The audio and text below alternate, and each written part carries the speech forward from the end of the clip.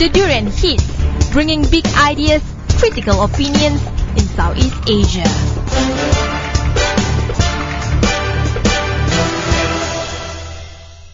Hey, this is Arlene and you are with the Durian Heat, where we discuss critical issues around Southeast Asia.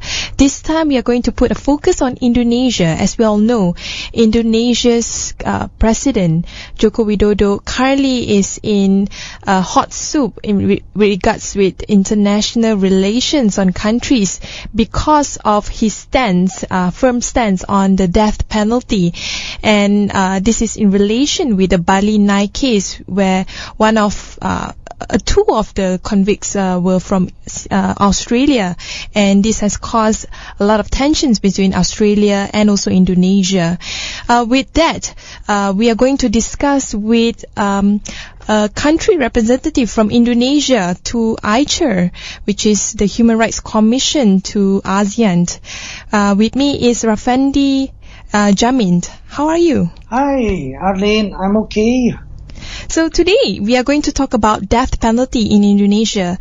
You being in an organization that the Human Rights Working Group, and as well as representing Indonesia to the AICHR, which is the Human Rights Commission to ASEAN. How do you view this particular issue on death penalty in Indonesia, as well as the Bali case? Okay, that's the situation is very desperate situation for all human rights community in Indonesia, and for all who believes in human rights, especially for those who believes human rights, which include the fundamental rights of human rights is right to life. Right to life, which is protected under our constitution, and it is also protected under international norms from the UDHR until Convention on the Civil and Political Rights. So this situation is a very serious setback of Indonesian reforms agenda on human rights and on law and human rights. As you know, we have undergone 17 years of reformasi that is also include the reforms on law and human rights.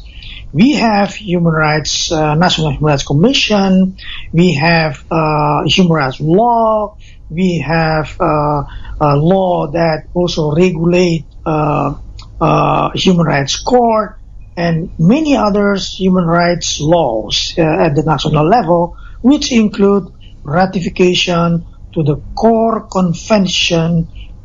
international human rights convention.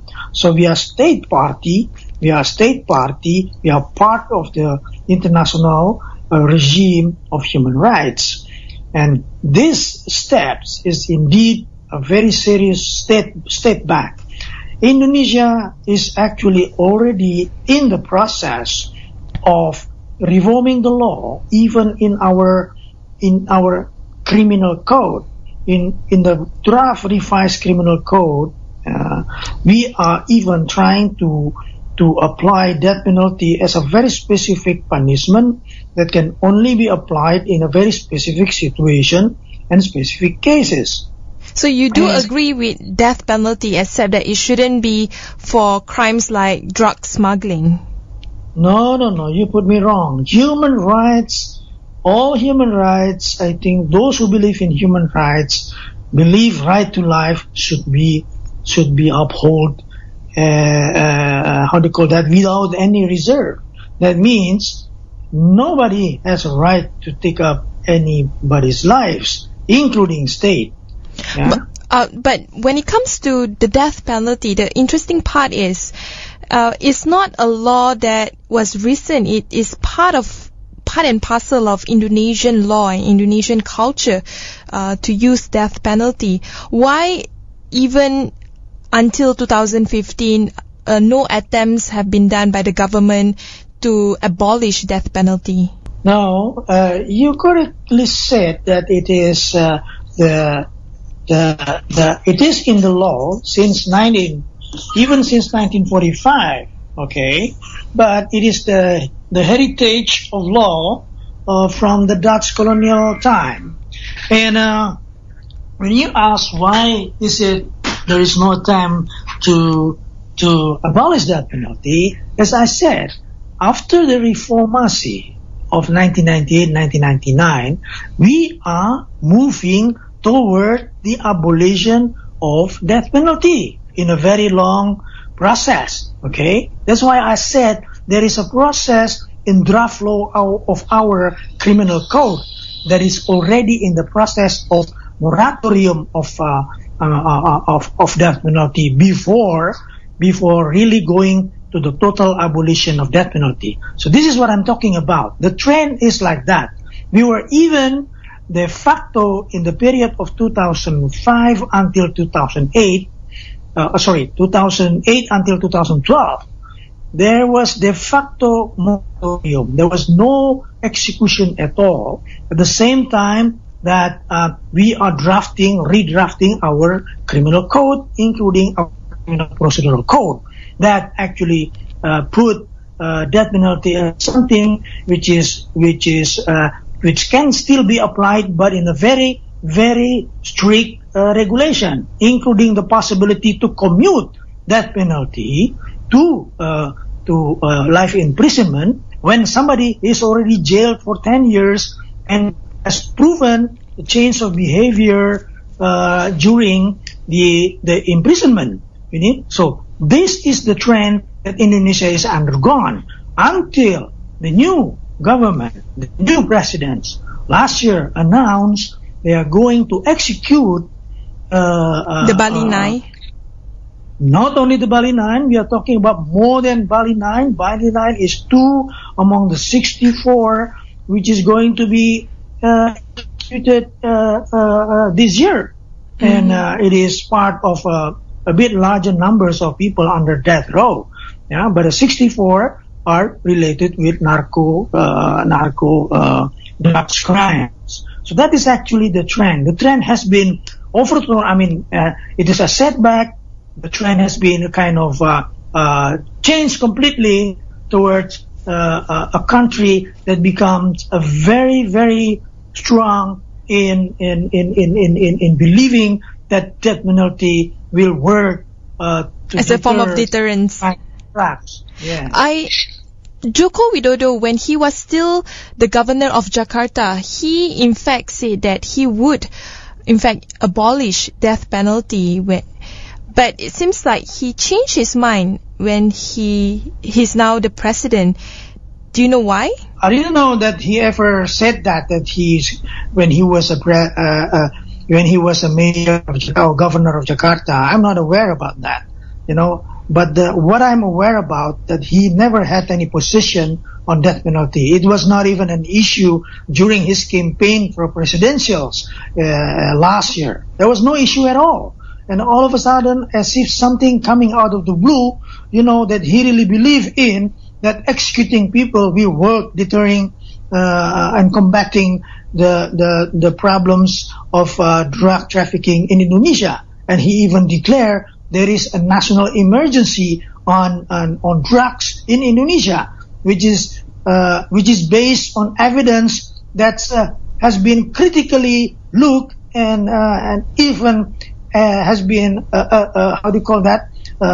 criticized, that the evidence is not really strong. It is based on on flow of evidence. The fact that he is keep saying 4.5 million died addict 4.5 million people are affected with drugs, and 1.2 million people are cannot be rehabilitated, and 40 to 50 people dies every day. Those numbers are based on the research which was done by a university in Indonesia in cooperation with the state agency of narco crime.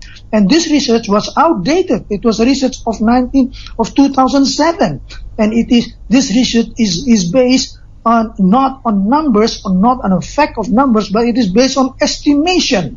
So there is a very strong flaws in the evidence to become the basis of the policy which actually relate to a matter of death and life. That is the issue. So the reality now, what's the facts and figures when it comes to drug trafficking and also drug smuggling? Well, the state agency on that, indeed, there is a lot of, traffic, numbers of arrested or traffic, drugs and illicit drugs in Indonesia. But in terms of the victims, in terms of the victims which was used as the basis of the policy, that is the serious problem in terms of its accuracy. But you cannot make a policy based on an evidence which is not based on a strong evidence. That's the issue. And as international narco crime, international narco organization even recently published a statement. The International Narcotic Advisory Board, the INCB. It is an independent advisory bodies of the UN that call all member states of the UN to really stop executing people which was on death penalty related to the narco crime, because it has nothing to do with the issue of combating narco crime by applying death penalty. So it's actually not called related at all. It comes to death penalty and combating the drug crimes. I want to know what exactly is the real figures when it comes to drug usage in Indonesia. Is it really that bad? Are the numbers of people who are unable to rehabilitated, is it really that huge? That is exactly the issue, Arlene. The issue is there is still a need to have a thorough research, to get the real situations correct. That's the situation. The numbers that have been said, it is outdated. It is outdated, and it is not based on real numbers, but it is based on estimation.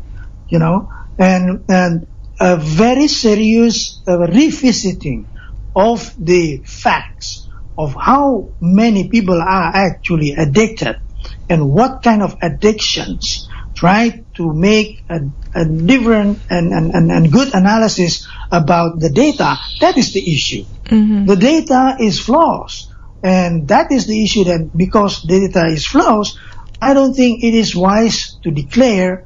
It is correct to declare there is an emergency situation of drugs because of those victims. That's the point.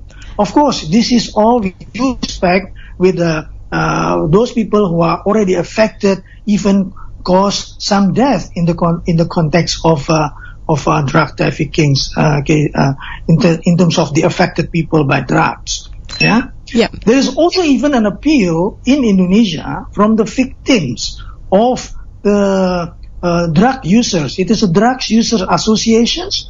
They even says that they make a public statement here in Indonesia that death penalty even make the situation worse for them, because most of the small users of the drugs, poor and small users of the drugs, they have been actually recruited by the network of the criminal the network of these drugs mafia, I should say, criminal gangs of to become a courier, or to become a courier and spreading these distributions of the drugs. So there's a socio-economic dimension to it that President Jokowi might have been oversighted.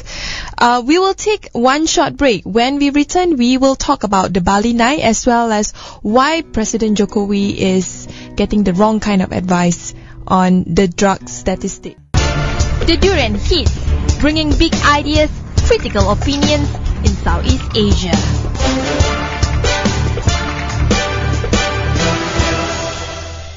Hi, this is Arlene and we are back again on the Durian Heat where we discuss critical issue in Southeast Asia, this time continuing our discussion on the death penalty in Indonesia. So perhaps a bit of summary on the Bali 9 case. It has become such a statement case when it comes to countries all over Southeast Asia as well as in the Asia Pacific, and countries that are involved where the victims are waiting to be prosecuted under death penalty in the Indonesia court. Why the Bali 9 issue is such a significant issue? I would say all death penalty cases are significant issues. It's not only Bali 9. That's one thing that has to be understood. It is becoming a media spot, because of the reactions and responses from the Australian government.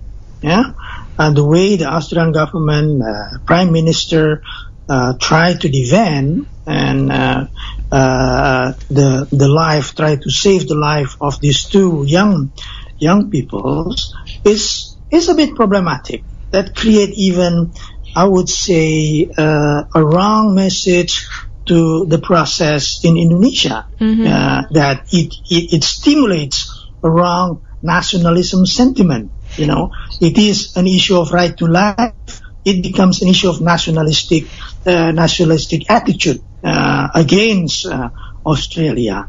So it's really shifting. May I mention about true in that case? May I mention about the hashtag Coin Untuk Indonesia? Can you explain why such idea suddenly has sparked among the younger generation in Indonesia to return back some of the funds, quote unquote, that to Australia, that Australia has gave to Indonesia during the tsunami floods that happened?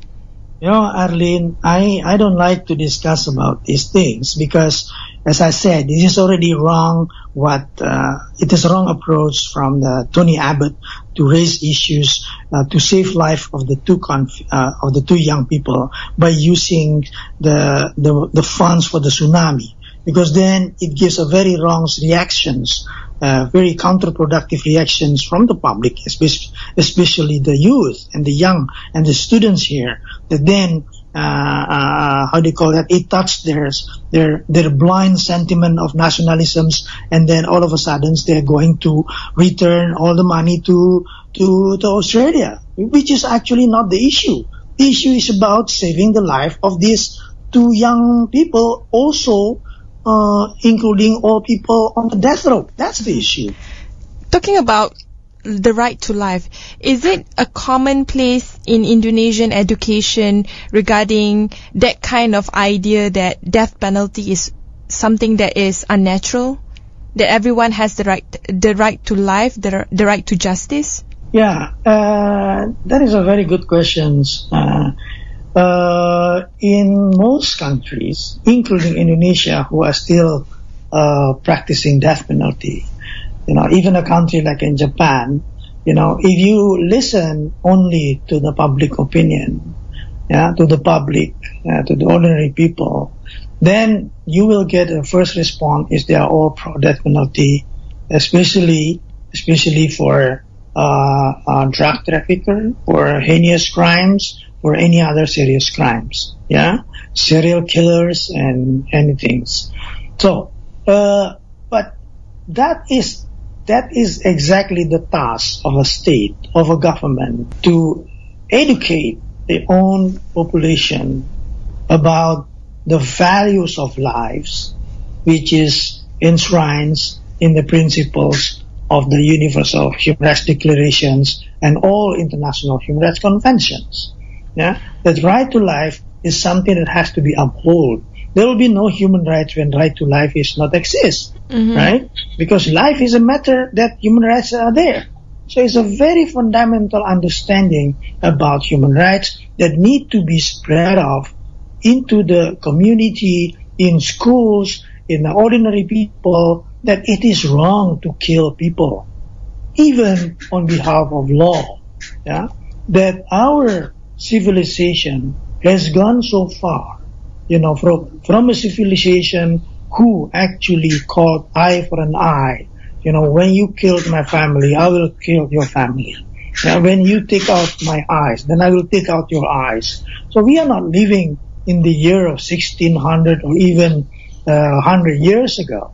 We are living in the context of civilization where human rights are respected, are become our common value, which was started in 1948, and it developed until now. Even rights are developing. Before, there was no genders discrimination in 48, but now we have genders discrimination. We are trying to put special attentions to violate violence, to erase or to eliminate violence against women and discrimination based on gender. Even now go further to the sexual orientation and gender identity, right? Before it was not there.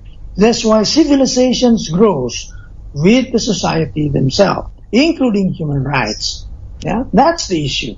So right now, do you see this in the positive measure, in the positive light, in a way that people are starting to be more aware of universal values? In this case, in this particular case, would be the right to live your life in dignity, regardless of whatever things that you have done in the past.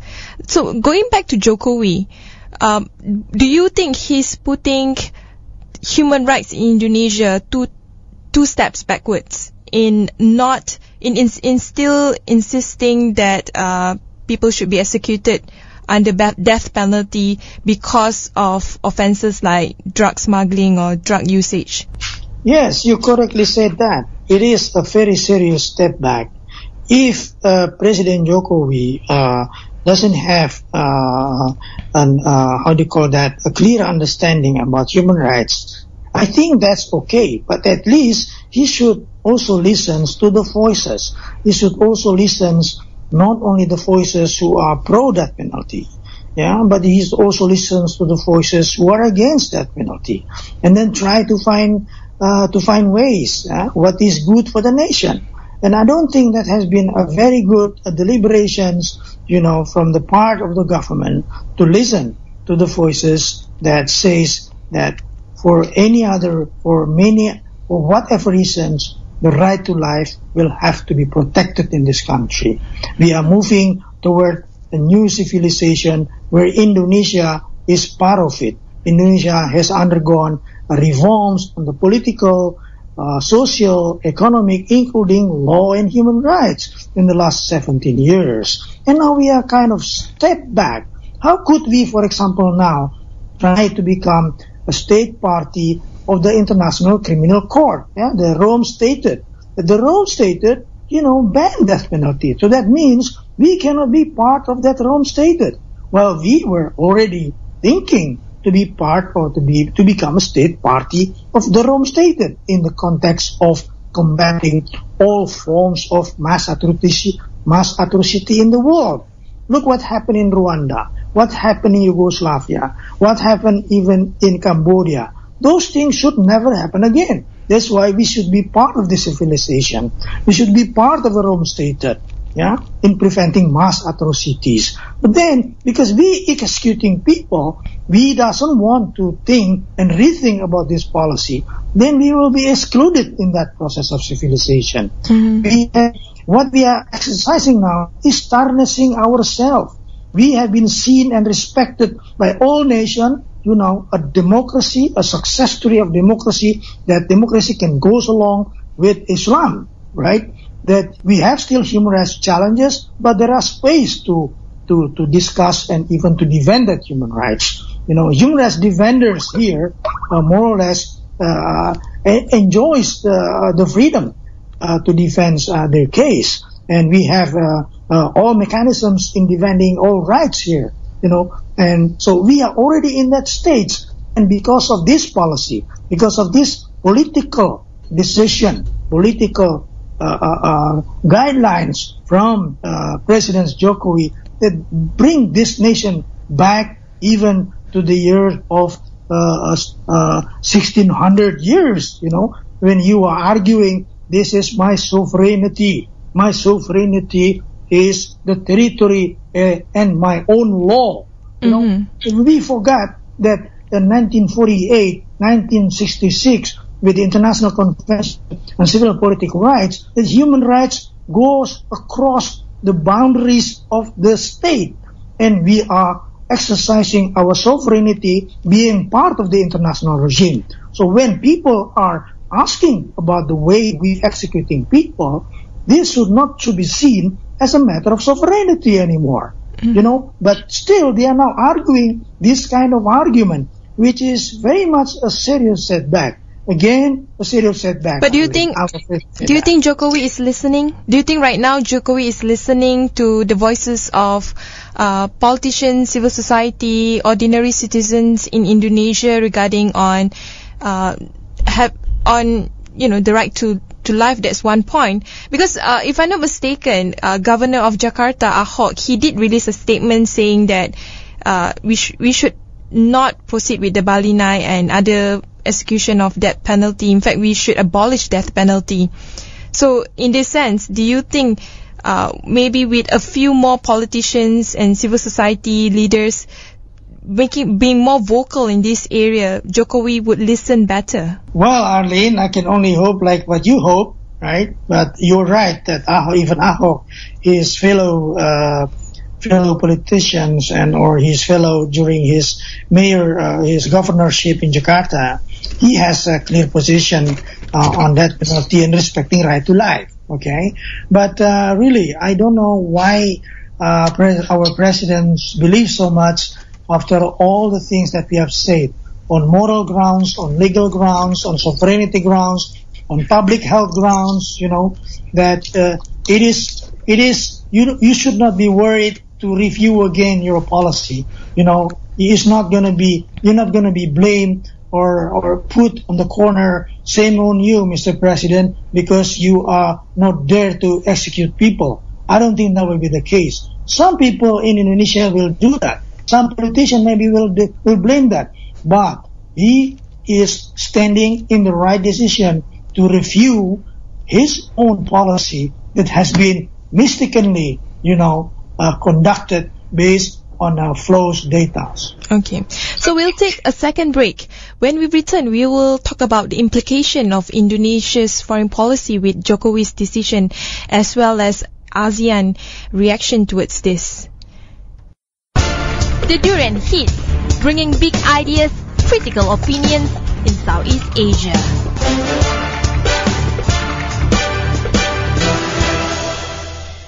Hi, this is Arlene. We are back again on our Durian Heat, where we discuss critical issue, and this time is on the death penalty in Indonesia. You are still with Pak Rafendi, Djamin, and to continue our discussion, like I mentioned earlier, under Jokowi's firm stance on death penalty, how bad is the implication of Indonesia's foreign policy right now?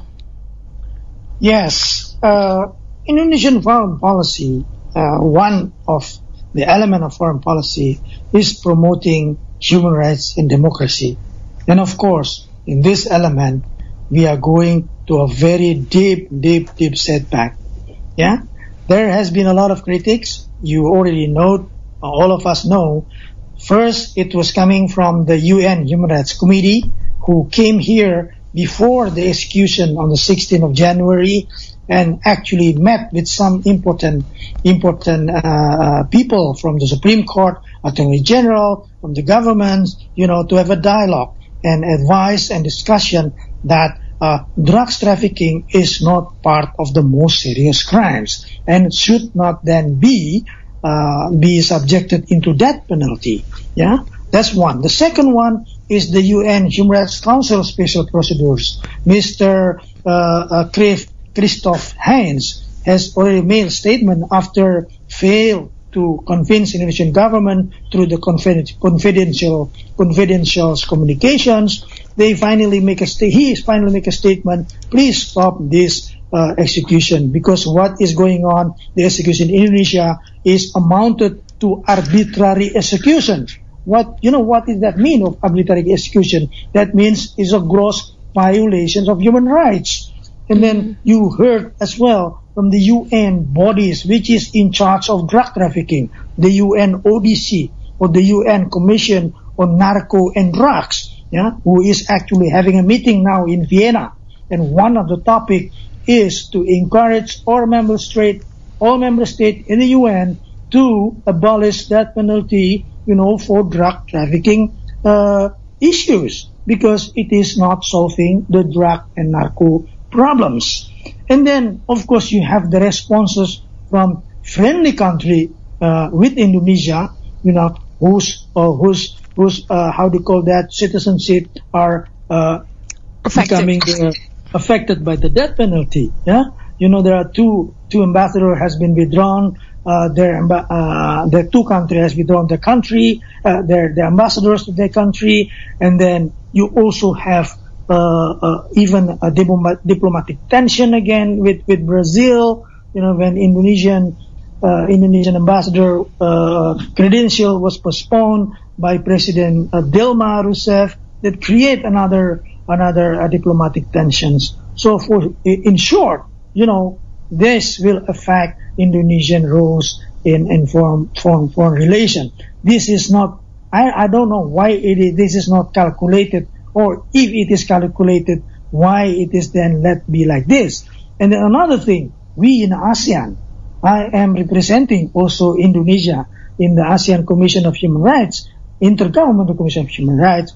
We have made a decision to take up a study on right to life and moratorium of death penalty, because then this become an issue that can be discussed by 10 member states. How are we going to proceed with these values and legal norms, So these are the process. I myself organized a regional workshop last year in November, how right to life and death and moratorium of death penalty can be applied in this region, And unfortunately, then the next month, my presidents ordered, or even make an executive order to implement the executions of those people under death penalty, which including people with drug related to drug crimes. Talking about death penalty is not really a uniquely Indonesian persecution, because all over Southeast Asia, if I'm not mistaken, correct me if I'm wrong, only 2 countries do not have death penalty. One of it is one of it is the Philippines. Why Southeast Asia and death penalty is something that is synonym? Do you know, is it because of the remnants of the colonial rule that countries in all Southeast Asia are still not able to move beyond that? No, I think it's not really correct to say that Southeast Asia cannot move beyond it. The trend is completely different. You're correct by saying 2 countries has already become a protocol to abolish death penalty. So 2 abolitionist countries among the 10 member states. And the others, there are countries who are still having a law, death penalty in their law, but de facto they have been implementing moratorium of death penalty. They don't execute people. A country like Brunei, since the beginning, when the country was established, they never execute people. Although the law, or the national law still, still include death penalty as one of the punishment. And then you have also other countries like Laos, who communist state, who doesn't actually apply death penalty. So you have more or less five position that countries who are still implementing death penalty, like Indonesia, Singapore, Malaysia, and Vietnam, but and also Thailand, but the rest are de facto moratorium. But even in the country who are exercising death penalty, like Singapore, there has been also some changes. The so-called mandatory death penalty has been changed. They give some discretion that mandatory death penalty for drug trafficking can be under the discretion of the judges. So it's no longer a mandatory death penalty. That is my understanding, at least. And then even in Malaysia, in your country, there has been a lot of serious thinking towards changing the policy of death penalty, law of death penalty, to a moratorium, even to the abolition of death penalty. So that is the trend, even in this region, If you were to advise Jokowi on how to deter drug trafficking, because I think that was his main concern on why he insisted on probably using the wrong facts on using death penalty. But if you were to advise him otherwise, what are the methods that he could have used to reduce the size or to totally abolish drug trafficking or drug usage? Okay. Now we have the state agency on drug. Okay. And according to BNN, this state agency, even in their own understanding or research, 75% of the trafficking of drugs in these countries is run from Indonesian prison. What does that mean? That means how could that Indonesian prisons, operate circulations of drugs? That means there is an issue about corruptions, about bribings and everything in the context of law enforcement. So there are problems there that has to be handled from groundly handled, starting from the police forces, the attorney general offices, the judges, at all level, even up to the administrations of prisons, Indonesian prisons, that being firm is actually being firm in the corruptions and in the network of collaborations of criminal network with some state apparatus in the law enforcement officials. These are the things to address the drug trafficking. Then the second is to increase collaboration with the international, regional forces that deals with the narco and drug trafficking issues. This has to be increased. And if you now executing people, then you are losing also your friend, then you also face a problem in terms of cooperation, right? So that's why that is the only way to deal with the situation. I agree with the situation. We have to combat drug trafficking. All the human rights community agree about that. That to address that issue is by combating mafia and corruptions in law enforcement officials. That's one thing, that allows that drugs can be circulated in the Indonesian market. Thank you. So we'll take another short break. When we return, we will talk about the way forward on how to address not just death penalty, but on the ASEAN scale as well through AICHR. The Durian Heat, bringing big ideas, critical opinions in Southeast Asia.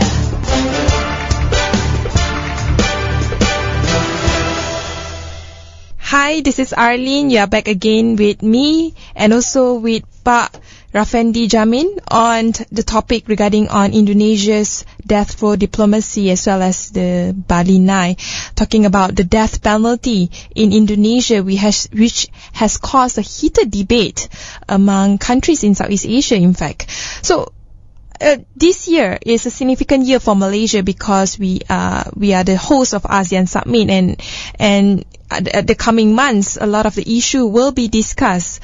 Will the mechanism of the Human Rights Intergovernmental Commission will it be intensively discussing on issue related to the right to life as part of the main agenda of ASEAN this year? Yes, as I said earlier, that one of the AICHR, the ASEAN Intergovernmental Commission on Human Rights agenda on thematic human rights issues is the issue of right to life and the moratorium of death penalty. Right to life, as you know, is very broad, and then, but to be more specific, is on the moratorium of death penalty. That's for sure. So if the research can be started, that means in our next meeting we will discuss the concept note, how are we going to proceed with the thematic studies, and then after the adoption of that concept note, we will proceed with the research itself, and the research will definitely include a lot of consultation when it comes to the first draft of the report, and this report will be then examined by a public, especially by the key stakeholders of human rights in the region.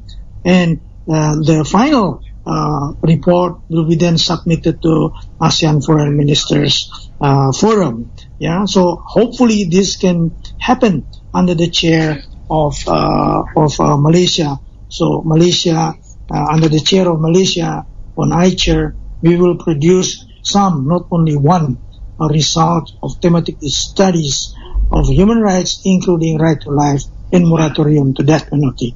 And then, of course, that is the thing that has to be also accompanied with many other activities, in terms of public educations, outreaching the different groups, different religious interfaith group, to really discuss how are we going to proceed as a nation, as a region, in respecting right to life. So what kind of outcome that you hope to achieve in the long run through AICHR? Because with AICHR being just a intergovernmental commission, is only so much you can do. And of course, research will be one component of it. But if you hope that in the future AICHR could push a bit more forward in terms of human rights advancement in Southeast Asia, how would that be? What kind of outcome that you are looking at? Yeah, the outcome will be, of course, then our recommendation. Our recommendations, which will be given to the ASEAN Foreign Minister, which is also acting as the ASEAN Coordinating Councils, and hopefully the endorsement of the ASEAN Foreign Minister, then we come with further directions that even ASEAN will have a kind of guideline how to deal with right to life on death penalty and moratorium to death penalty. That is actually in terms of the vision. You probably cannot get that within 1 year under Malaysia chairpersonship, but this is the process that we have to take actions to reach that goals. That it becomes our common values as a regions in respecting right to life in ASEAN. Mm-hmm. With that, thank you very much. Thank you for sharing your view, Pak Rafendi Djamin. It was a pleasure for me. All right, Arlene. See you again.